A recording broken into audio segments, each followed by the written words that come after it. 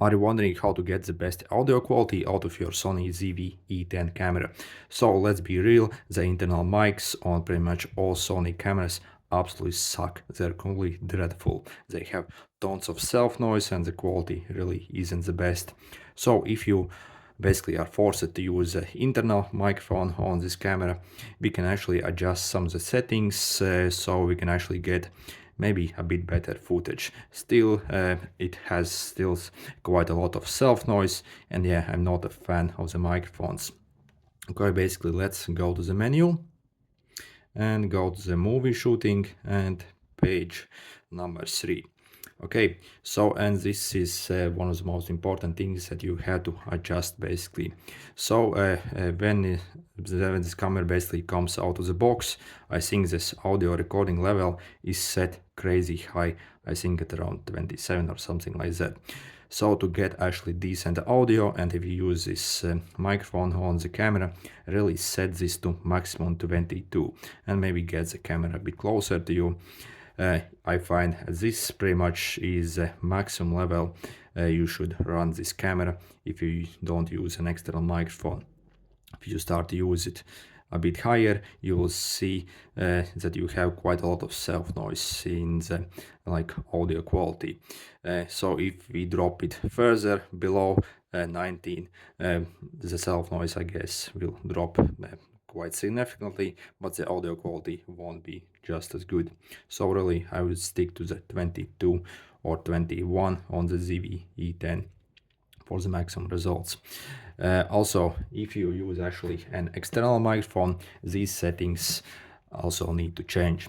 So actually this camera works better with an external microphone, so if you want to up your game, really get a decent microphone. I really suggest maybe to get something like Rode VideoMic NTG. This is a top class microphone, and in the user market you can pick up these for a bit over $100 really. Brand new, they are maybe a bit under 300, so but these provide really the best value for money and have amazing sound. But when you actually use a microphone, external microphone with this camera, you have to drop the gain to around 14. So if you actually have a great quality microphone such as I have here, you can maybe up it to maybe maximum 15 and you will still get fairly decent audio quality with very little self noise. If you have a cheaper quality microphone, I would suggest you to drop it to maybe 14 or even 13 really. So really try these values between 13 and 15.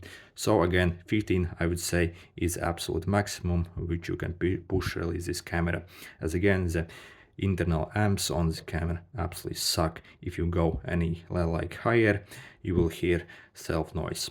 And yeah, basically if you have like very cheap microphone and you hear a lot of self noise, then maybe even adjust to number 11 to get the cleanest audio from this camera.